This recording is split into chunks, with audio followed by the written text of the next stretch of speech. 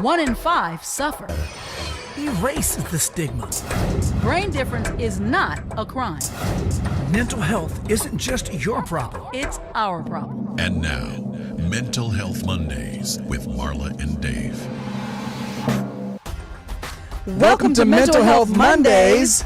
I am Marla. And I'm Dave. There you go. I was going to say, and he is. Well, there you he go. Spoke for himself. Right before we get started, we want to remind you to text the word GIVE, G-I-V-E, to 818-698-1021 and support our A Dollar Today Keeps the Stigma Away campaign. We can't do this without you. We need you. We appreciate you. And so we say thank you for supporting us. Our guest today is a comedian, writer, and filmmaker, and a comedy slash mental health content creator. She has a book, and I'll get this, you guys. She has a book called Don't Effing Panic. Now, there's a little tagline that goes after that. I might as well just say it. The shit they don't tell you in therapy about anxiety disorder, panic attacks, and depression. So you know that's where was Kelsey when it was time for me to come up with the title? I need some cool I think you and Kelsey might think quite similarly. Anyway, so the funny thing about it is the book title already has me laughing, so I can't wait till we have our conversation with Kelsey. We're going to have a lot of fun. So when we come back, you will not want to miss our conversation with Kelsey Darragh. We'll be right back. See you in a minute. When Dave and Marla get together, it's hot.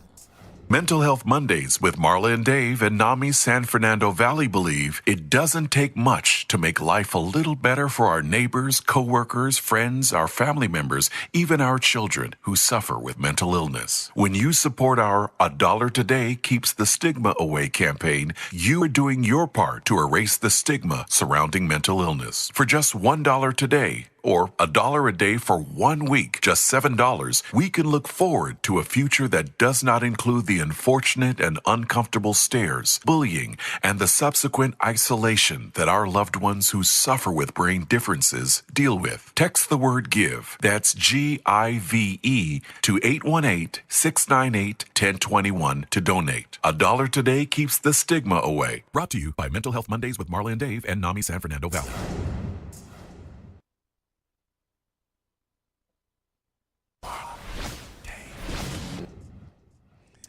And we're back. As promised, we're welcoming Kelsey Darragh. Kelsey, how you doing? Hi, Marla and Dave. Thanks so much for having me. You guys are so hot. I can't stand it. Here's the thing. Oh, thank you very much. Well, not today, but 2 days ago, I was literally hot. It was 105. We do live in the valley, so it gets pretty hot. Anyway, but thank you. Kelsey, now, the book title, you got to tell us where did that come from? Well, I'm happy to say it came from personal experience with panic disorder. And it really felt like this book and this workbook needed a title that matched the emotions that a panic attack does bring to anyone lucky enough to experience it. So that's where the inspiration came from. So you mentioned a workbook. So that's an interesting feature about your book. It's not just a read along and just sit back. You got to interact with the actual book itself, with the information, which is really cool. Which is amazing. Yeah. What made you think to do it that way? You know, I really wanted to write a workbook that I had when I started struggling with mental health and specifically panic disorder when I was young. So I wanted to make something that someone could bring with them anywhere, could bust out at any moment, plane, train, school, automobiles, whatever. They could bring them, and if they were having a panic attack or going through a bout of depression or high anxiety, they could bust open the pages and work on an exercise or in real time and get help right there and then in the pages. Well, go ahead, Marla. No, I was going to say, did you bring me into your actual diagnosis? Like, what was there a moment, a fracturing moment for you that you were like, whoa, this needs some professional attention. Something's wrong here. Yes, absolutely. And unfortunately, it had to come from a lot of self-advocating because I grew up as a child of the 90s where my parents had no idea what the heck was going on. Right. You know, I was having panic attacks and got brought into the ER or, you know, the little children's urgent care, and they would just give me some baby Valium and say, yeah, I don't know. She's fine. Nothing's coming up on the test. You should just take her home. No one was like, maybe she should see someone about Right, exactly. Yeah. Exactly. You get So- you get the complimentary amoxicillin, the antibiotic. It's like she must have a sinus infection. Exactly. Let her She take can't this. breathe. There's something wrong with her sinuses, allergies.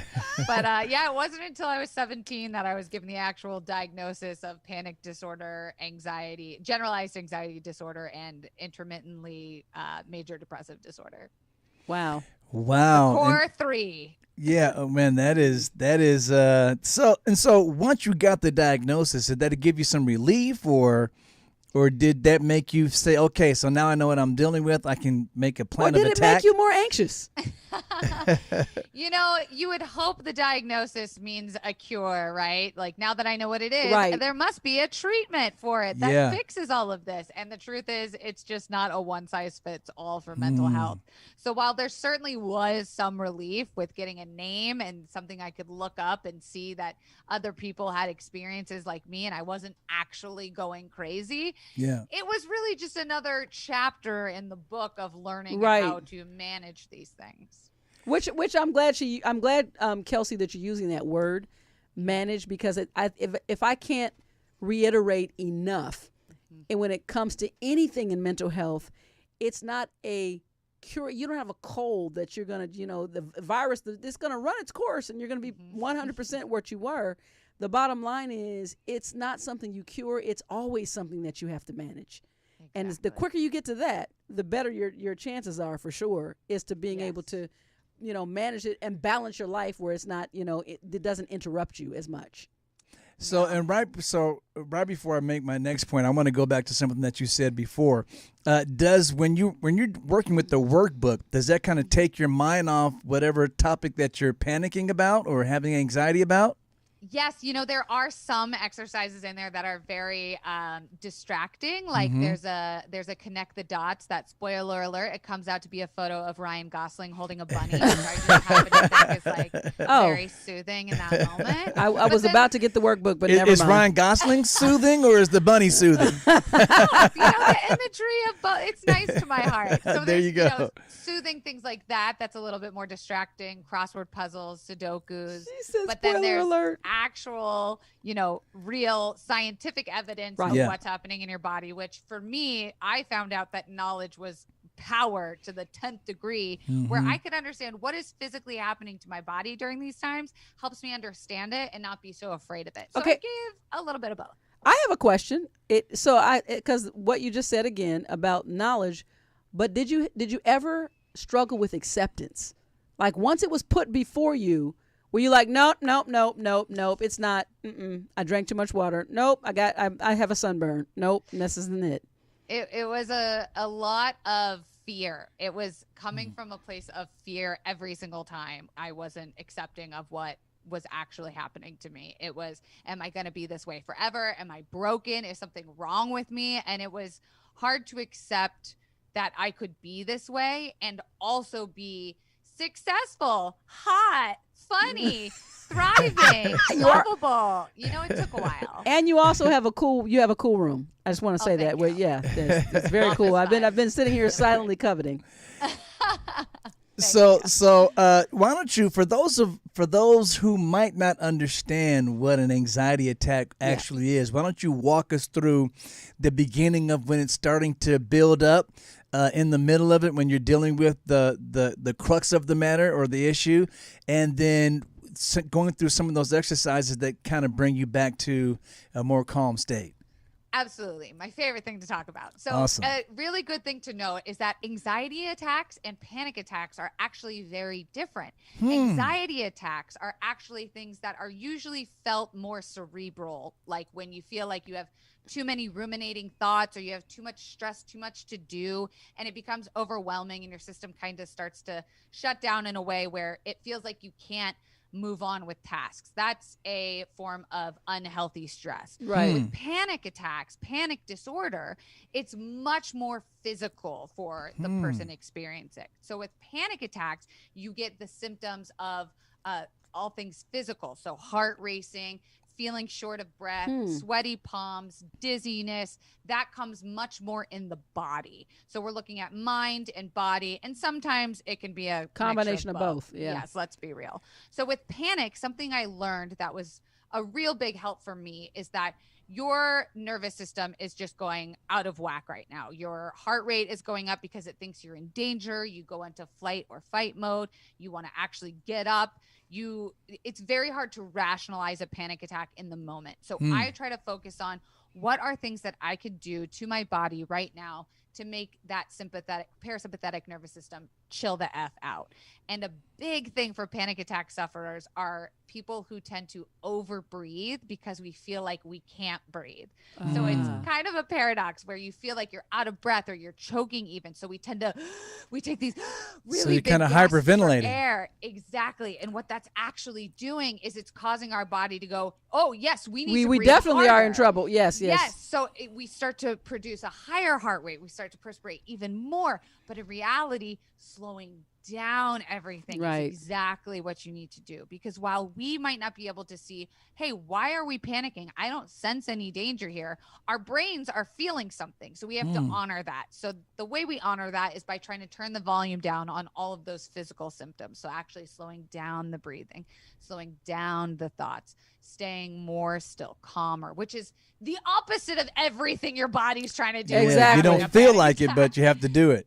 Yeah, Wow. so I definitely say, unfortunately, it's one of those practice makes perfect kinds of treatments. But again, even just knowing these little things about what's going on with you, scientifically, medically, can help you understand how to act in that moment a little bit better. That's actually That is very It is. I was gonna say- a little bit of education for us as well, because I was always thinking that anxiety and panic attacks are pretty much just synonymous. And what's interesting is, to be truthful, our oldest daughter experienced that in high school She sure did. twice, and we didn't know. And I was like, We thought she was trying to get out of doing her work. literally, we were like, okay, Like, so oh, you're because not- she was like, You I- can't fool us. I think I- You're struggling in a class. Next thing you know, you're in the ambulance. I'm No. busy. I think I walked through some kids who were smoking something, and she couldn't stand up, and then they called the ambulance, and we were like, and when they got there, they ran all these tests. They were like, she's fine.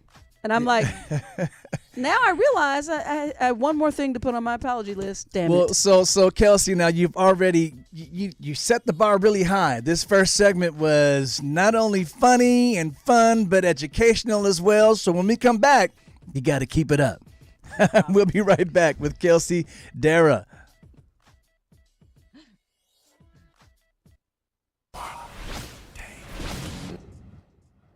It's time for the Mental Health Minute with Marla and Dave. While dealing with an ongoing COVID-19 pandemic, the United States is also facing a worsening substance use crisis. More than 1 in 10 adults have reported starting or increasing the use of alcohol or drugs to cope with the pandemic. According to the Kaufman Family Foundation, deaths due to drug overdose also spiked during the pandemic, primarily driven by opioids. Early in the pandemic, there were reports of some states and local programs decreasing funding for substance use services. Other reports have highlighted treatment centers limiting their patient capacity, while some centers have just completely closed down. So again, always on Mental Health Mondays, if you or anyone that you know is dealing with a substance use disorder, please seek professional help immediately. Remember, you're not alone. This message is brought to you by Mental Health Mondays with Marla and Dave.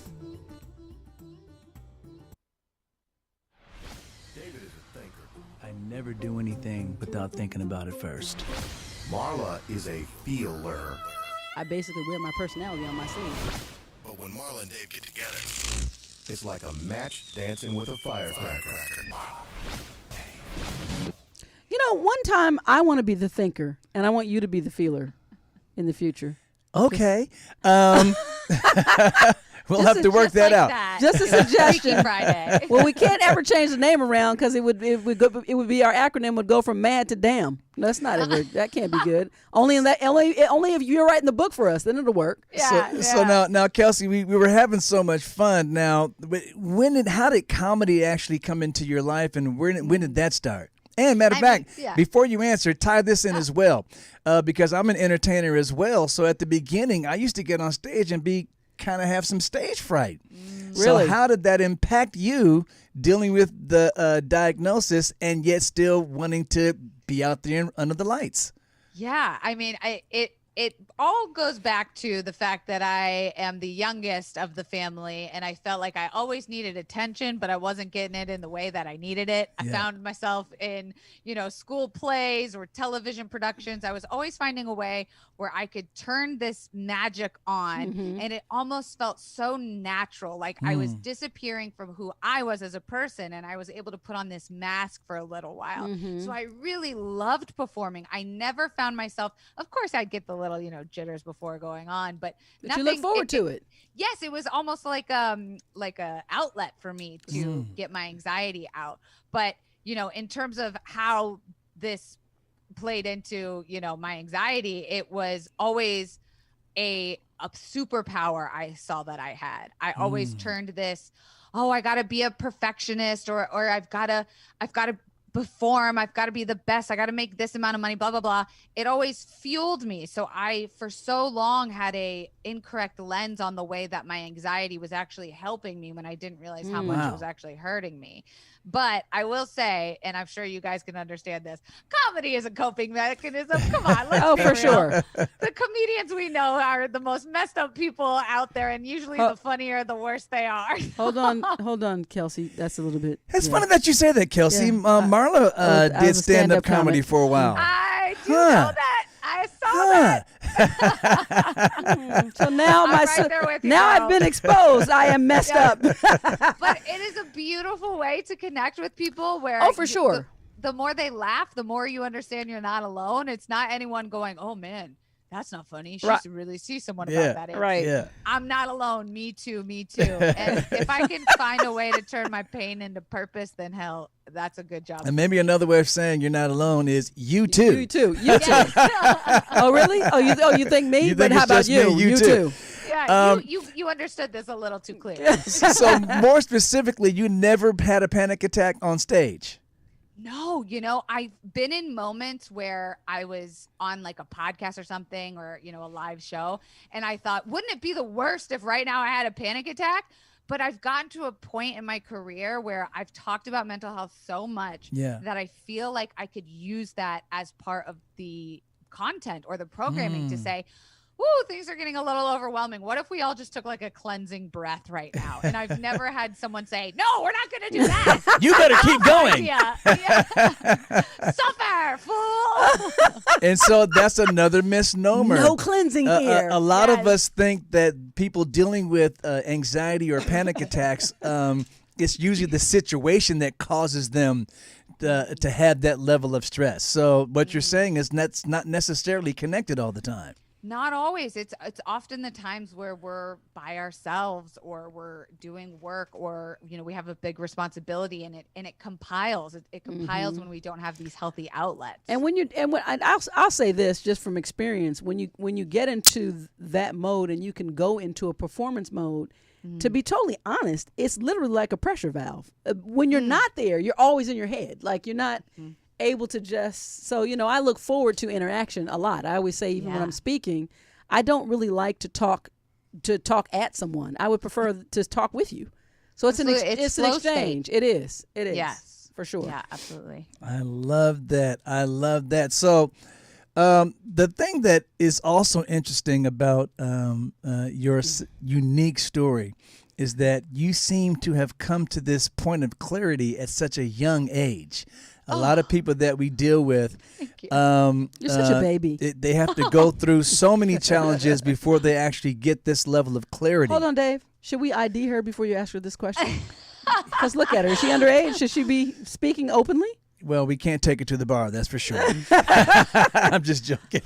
You guys are the best. That's so kind. I am a whopping 31 years old. Oh, really? You're still a baby, and we can be your parents. I appreciate you. That makes me so good. Nice to hear. But no, I'll let you answer Dave's question, and then I want to share a compliment that is in the chat room that's directed specifically to you, Kelsey. Oh, I love compliments. So do you feel that you didn't come to this clarity at a young age? Because it seems like you did. So, I mean, Oh my gosh. I feel like I suffered so much. I mean, the amount of emergency room visits, doctors, the money, the treatments, I've tried everything from crystal healing to medication management. I even mentioned I just recently started ketamine therapy. I feel like I have run the gamut when it comes to experience. And I also chalk it up to being raised in Florida, which is just a crazy, wild, messed up place. You get a lot of life experience very early on, whether you like it or not, when you grow up in Florida. But it definitely feels like in the last few years, especially when I got sober from drinking alcohol about 2.5 years ago, I feel the healthiest and most clear in my life, and that I can finally turn all that I've been through into hopefully something that other people can use for themselves, so that they don't have to suffer for as long as I did. Well, I can tell you that you've helped Tyler Conrad. Oh. And Tyler writes in the YouTube chat room, he says, so thankful for all Kelsey's work.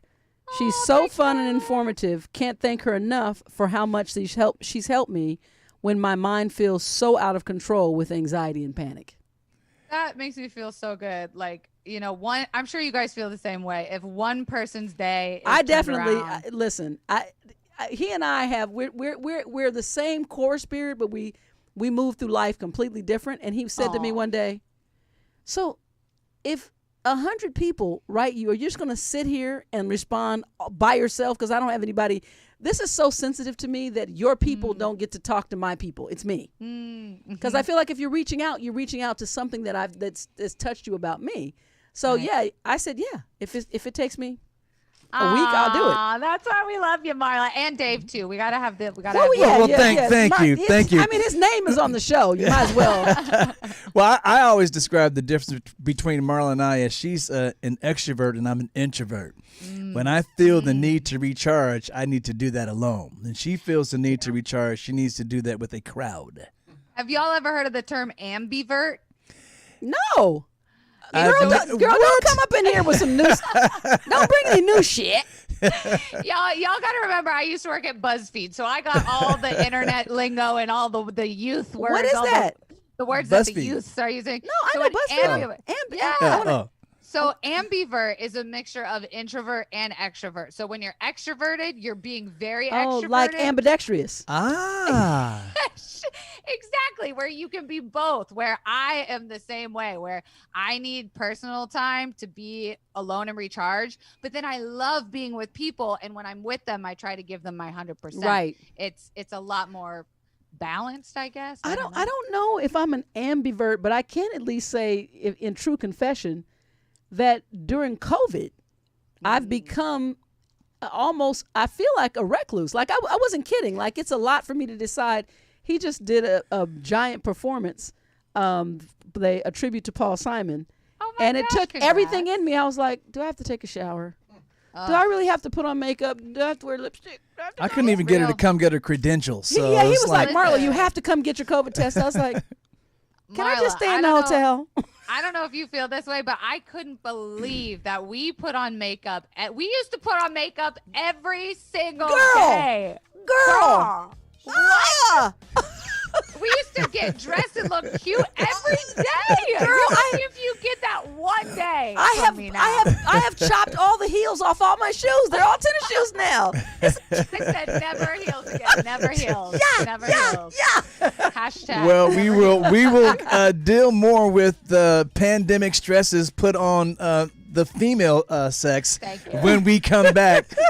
This is a riot. This is just a lot of fun with Kelsey, Darragh. We'll be right back.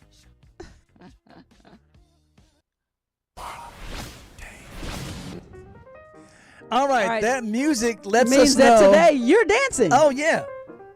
Okay. That's good. But remember, it's supposed to be a pole dancing. So what happened to your sexy? You didn't have that? No. See, You got you nothing? know what? I don't have that much pole experience, so I had to Oh. actually kind of freestyle there. Because I'm a veteran. Yeah. Anyway, so Kelsey, this is our poll question break. Last week we asked the question, due to the pandemic, the use of telehealth services has skyrocketed. The question is, what percentage of the overall telehealth visits are for outpatient mental health and substance use services? Is it 15%? Is it 27%? Or is it 36%? Now, our guest last week did get a chance to guess this, so you can either match their brilliance Were or they be right? an epic failure. That's your choice, though. You Were pick they one. right last week, Marla? Mhm. Okay. My hope is I want to say the larger number, but after working in the mental health field for as long as I have, I'm going to have to go with the lowest number. Which is 15, 27, or 36. I'm going with 15. Okay. So I think you talked yourself right out I of it, think you Kelsey, meant- because I your think you- instincts were absolutely I correct. think this was opposites day, but you didn't get the memo. It's fine. It's fine. You can listen.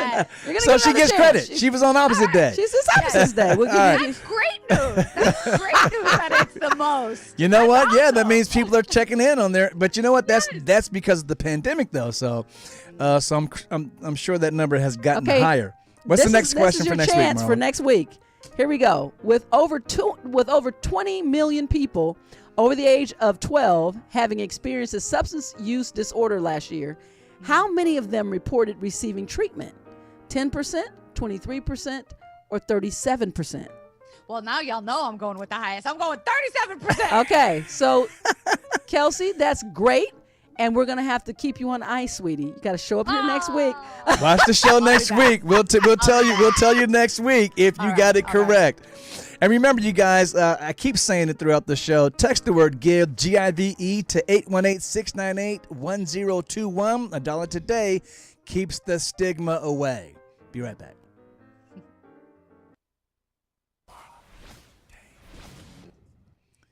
I feel like I have to check you, sweetie. Are you okay? Because I mean, I don't want to trigger you or anything. Are you good? Because I'm you had that chilling. one little situation there where you. I mean, I'm not gonna say that you didn't really meet the mark because we flipped it around for you, but it's okay. You're coming back next week. You're coming back, baby. You got to roll those dice.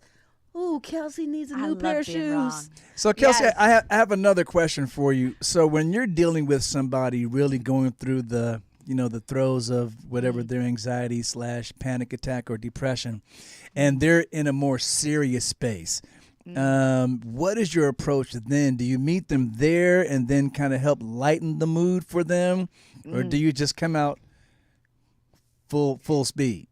You know, it's different for every person, of course. I try to be like, a trip sitter. You ever have a trip sitter? Well, you don't have to say if you personally have ever had a trip sitter. When you're doing drugs and you need someone that's there to just kind of make sure you don't walk off a cliff or do anything What did you call stupid. that? A trip sitter. Trip sitter. A trip sitter. I was like a trip Yeah. sitter. What's a trip sitter?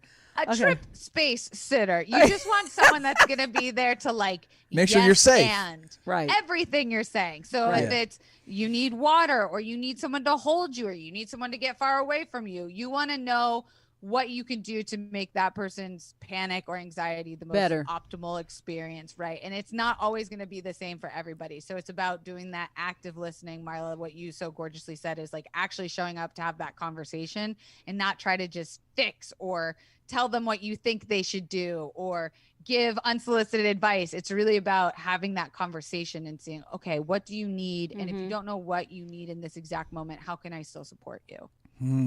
Yeah. Well, you know what? I'm just going to jump right out here because so often, it's become necessary for an episode 2 with several of our guests, and you are on the necessary list.